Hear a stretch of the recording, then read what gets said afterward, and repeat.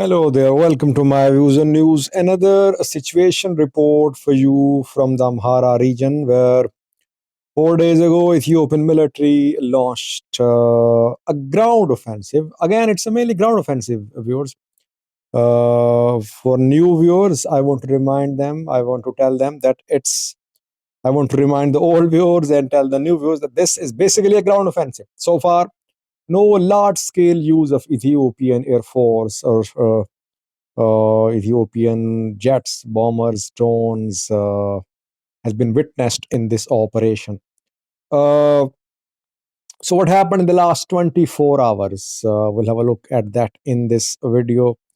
Assassinations by Fano fighters, assassination attempts by Fano fighters on government officials in two towns.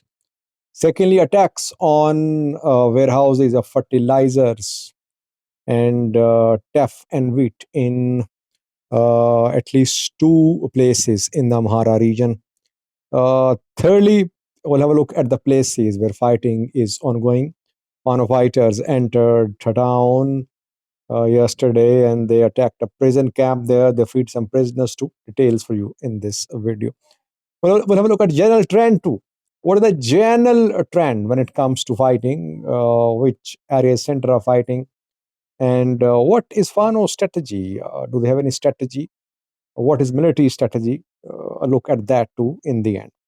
Firstly, viewers, as you know that ambush and assassination are two tactics adopted by Fano fighters since they waged this resistance movement in the Amhara region last year.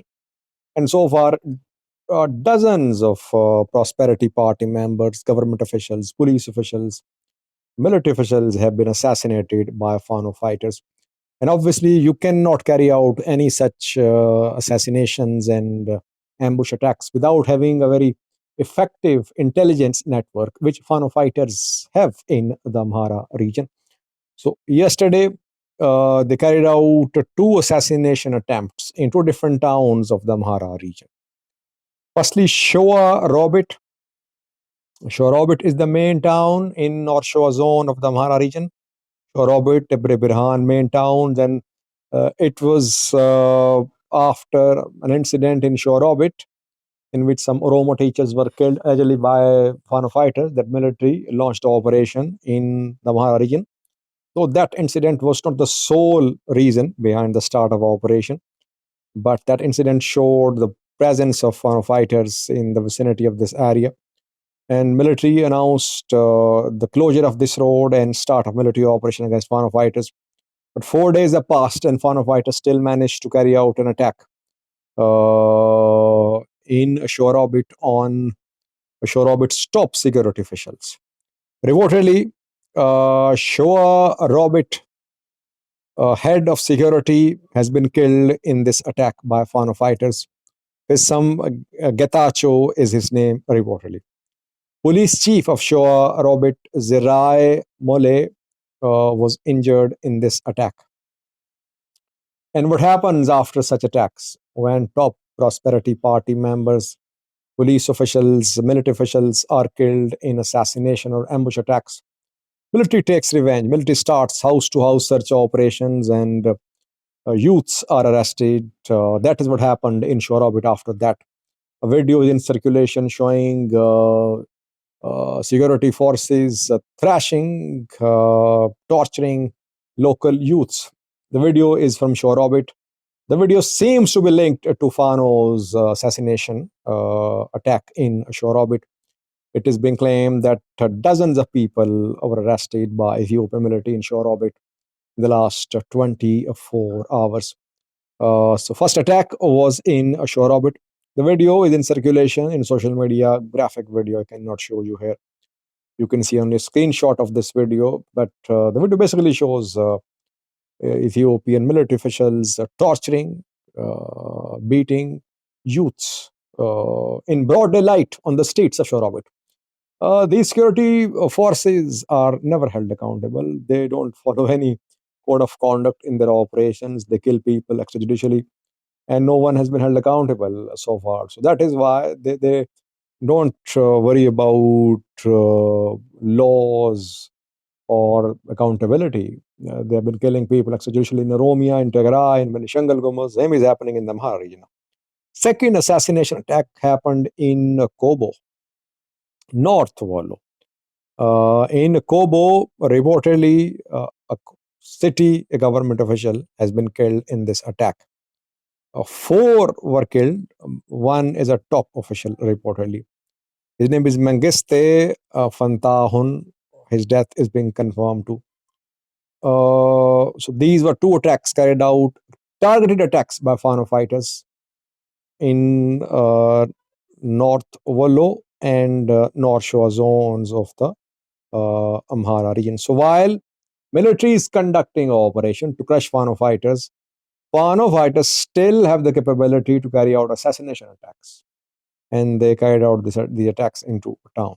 Secondly, was attacks on warehouses of fertilizers and agricultural produce in different parts of Gojjam.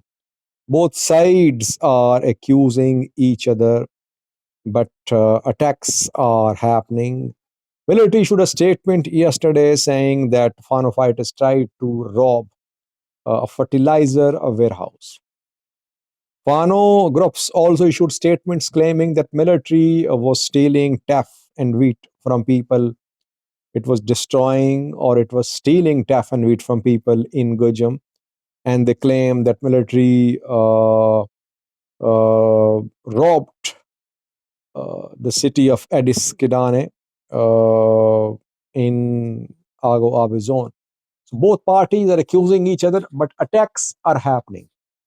Attacks are happening, and most probably attacks by Fano fighters. Why? Because Fano fighters are in need of logistics. They're in need of food aid. They're in need of supplies, especially in this time of military operation. They know that maybe they are in for a long fight.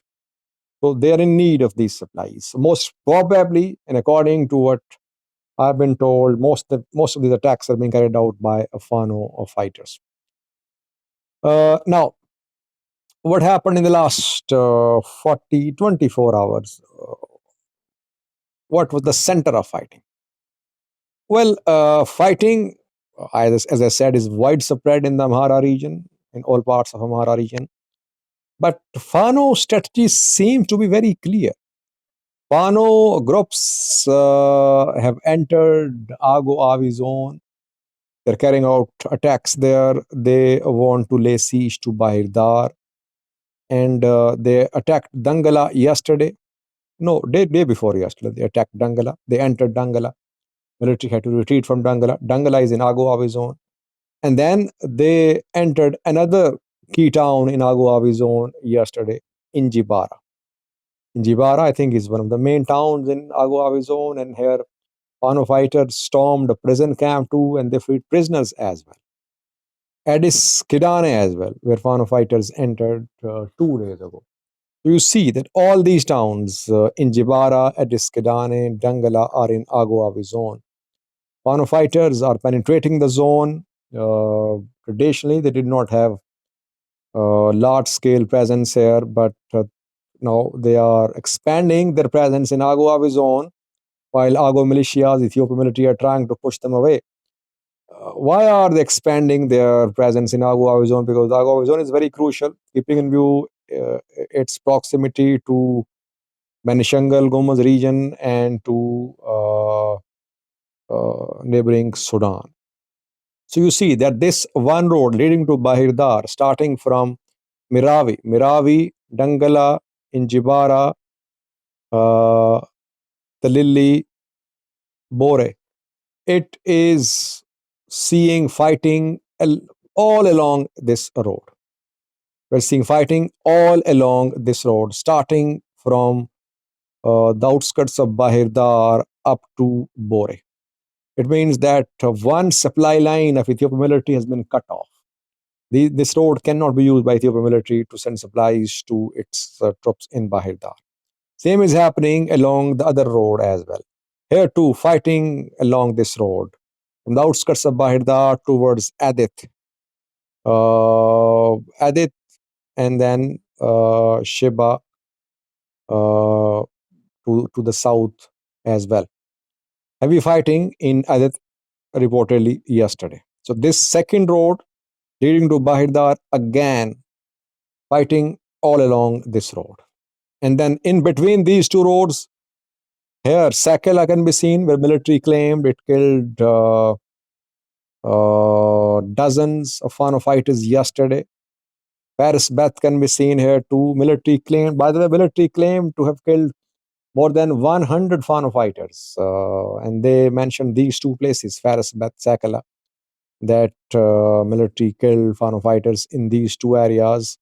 And in Bore too, military mentioned, I think, 5 fronts. Most of these fronts are in Gojjam. So military launched the operation in Shoa. Here, Shorab, Debre Birhan, Dasi, and we were told that this road was closed. But what we are hearing from the ground is that center of fighting is Gojam. Either it's because when military launched operation in Shoa, Gojjam Fano launched a counteroffensive, and military had to shift its attention towards Gojjam because Fano fighters started advancing towards Bahirdar.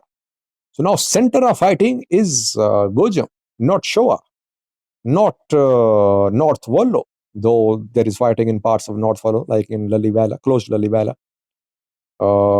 Fighting being reported along this road too, as I told you yesterday, Bahirdar to Gondar, then Varata to Valdia. Both roads are closed as well.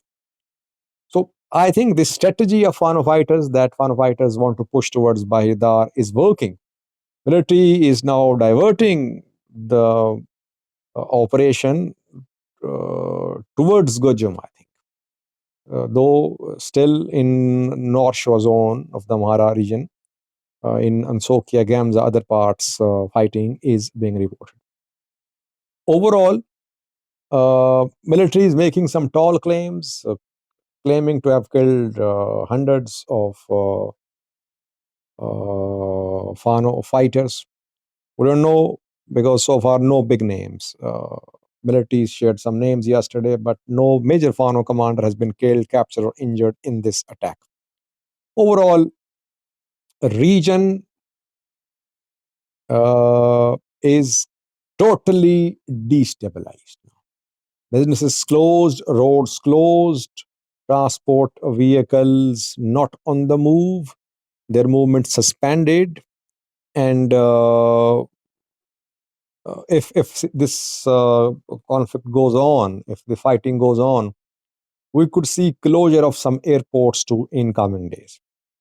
Gondar relatively quiet for me. Which areas? The areas which are relatively quiet are Gondar, North Gondar, I would say. Waghemra, Sikota can be seen here. North Wallo too, to some extent, because there is fighting in Lalibela, close to Lalibela. North Wallo to some extent, South Wallo to some extent as well. So again, fighting is in Gojjam. We'll have to monitor what happens in Gojjam. If Fano fighters lose in Gojjam, it would be a big blow. If the entire Gojjam is cleared by military, it would be a big achievement by Ethiopian military. But let's see what happens. Thank you for watching.